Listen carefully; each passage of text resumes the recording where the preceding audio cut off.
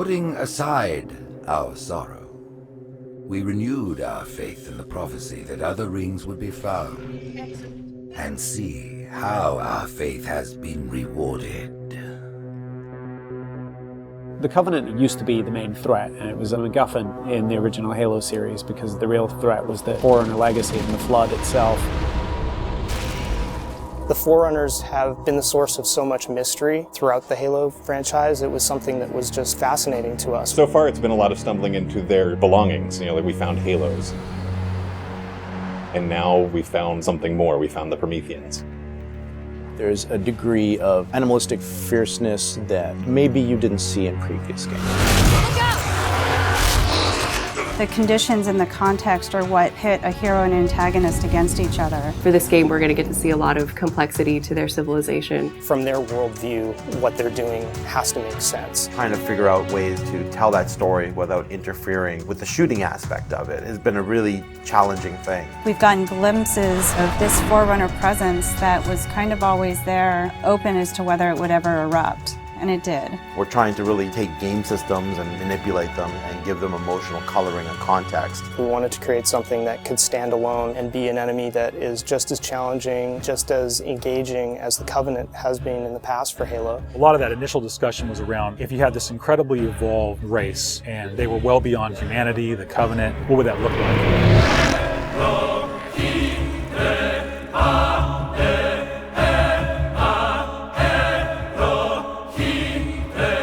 The design process for the Prometheans was intriguing, exciting, and then long and painful process.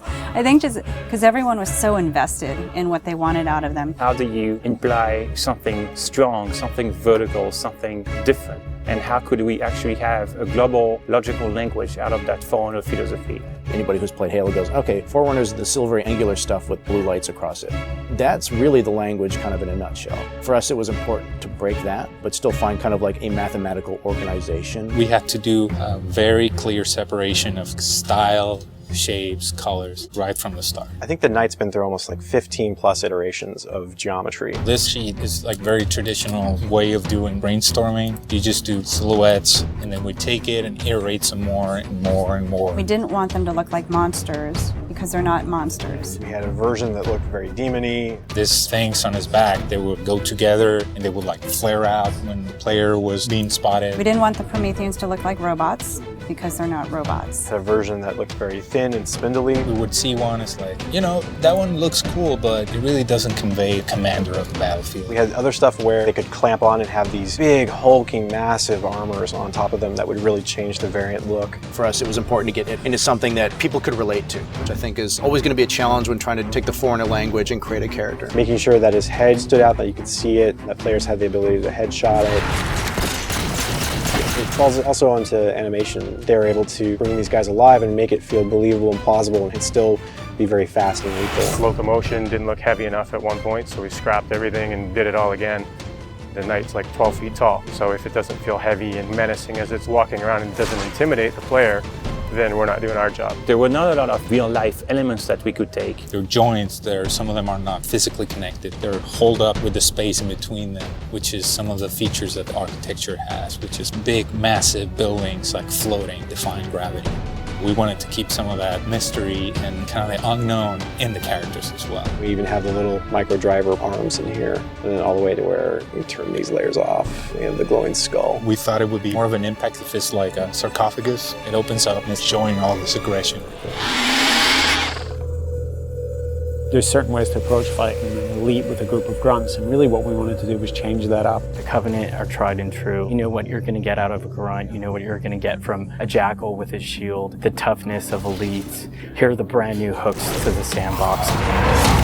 Prometheans are made up of the Knights, the Watchers, and the Crawlers. One of the big focuses for us in the design of the Forerunners was to have these different enemy classes that would be able to work together. Having this dissection so that when the player went into combat, he's sort of tactically evaluating which order to take guys out. They don't act independently of each other. You put any combination of them together, and the strategy you need to engage with them is really different. There are a variety of Knight classes. and each one of them is progressively more powerful. But your base knight actually starts just a little bit more powerful than an elite. But in addition to that, we wanted the knight to have his own set of traits and abilities. There's all kinds of these special features of each one of these characters that players haven't played in a Halo game before. You think about basic combat encounter design, a lot of the challenges designers face is how to introduce enemies. What would a Promethean do if it could bend time, space, form, matter? Knights can phase in out of anywhere. He's able to go where he needs to at any time, which is something the Covenant can't do. Heads up! Crawlers can walk on walls, walk on ceilings. If a knight shield bursts, crawlers will come rushing at you and try and like melee the player to get more aggressive. These certainly slot into that grunt style combatant. And so there was certainly a want to make sure that we can get a lot of them on screen. If you let too many of them get together, they become a really formidable force. One-off, super fun to take out all together. It's like a pack of feral dogs. Its mandibles, when it screams, will actually separate and float around in the air while it's howling. Animation added so much fresh behavior to this character. It's very exciting. The Watcher is definitely a support class. One of the things we wanted to do with the Forerunner characters was constantly have them mix up their tactics and make the player react to it. The Watcher is able to regenerate knights. One of the things we needed to do when the Watcher design was coming along was make sure that the Watcher would actually fit inside of the Knight. That bursts out and swap to the actual Watcher asset. The Watchers are aware of the Knight's damage, they'll protect them, they'll catch grenades, so they kind of coordinate their efforts. The Prometheans feel like the most advanced of the bunch. They're able to bring all of their technology and wisdom to the battlefield. With new enemy class comes new weapon class. We literally concepted probably 200 weapons for this game before we settled on the half a dozen that went in. It's kind of like you've got that balance between humans' model of what a weapon's like and the desire to want to try and make something crazy and futuristic. We tried coming up with this perfect mix of stuff that was still relatable. You would still identify a weapon as a rifle or a shotgun or a submachine gun, even though they're almost magical. The Forerunner Scattershot was probably the first one where we really nailed the design on it. Everybody loves the hinge action shotgun, so we tried doing something like that so that the reload animation would be to cock it up and the front half would smash together. Every time you pick up a Forerunner weapon, it forms in your hands. So that sort of kicked off the component of having these guns form around the player. So there's that moment of like, oh, what is this gun? What does it do? And then when it comes into shape, it's kind of immediately identifiable. What makes the Forerunner weapons distinct is that usually they have dual purpose. So for instance, from the bolt pistol, you can charge it up and have something that's equivalent to almost like a shotgun blast. In the case of the light rifle, we actually experimented with doing dual firing modes. We tried to make it so there was the best of both worlds with a BR and a DMR. It works like the battle rifle when you're not scoped. That has a little spread, has a 3-shot burst, and it works like the DMR when you are scoped. So it's like a mini sniper rifle in a way. It actually changes to a different firing mode where the projectiles are stronger. One of the big things that we really focused on for them was making sure that the weapon doesn't just feel like a chunk of metal, but that it actually has glowing energy that's flowing through the gun, going down the barrel, so that everything is very full of life. The moment where all the Promethean effects really started to click the most was when we started showing the dissolve whenever you kill a knight.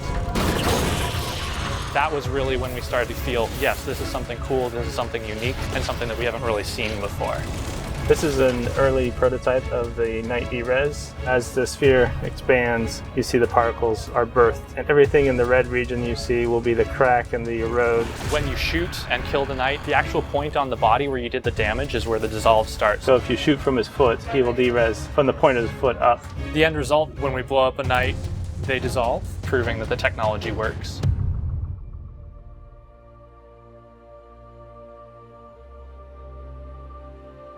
I look at the changes that we're making, and it really feels like we're making a sequel to Halo 3. And that's exactly what we're setting out to do. We have the Covenant from previous games. We have the UNSC. We had all these things to take from, like, all right, we can make a new take on this, but we had zero information to some of this Forerunner stuff. We're not just on a Halo, we're on a whole planet now.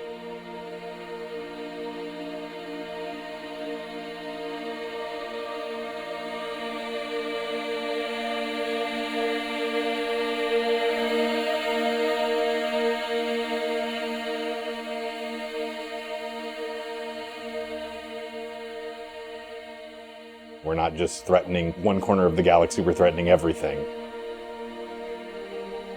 We're listening to the fan feedback. We're incrementally evolving different aspects of the game design, but there's nothing really revolutionary. And I think that's important, because I think really good design is evolutionary, not revolutionary. And I think at some points we got in our heads with this game that we're just going to make another Halo. I don't think that's what people want. They may think they want that, but what they really want is something that speaks to the things that they love, but then provides them with something new.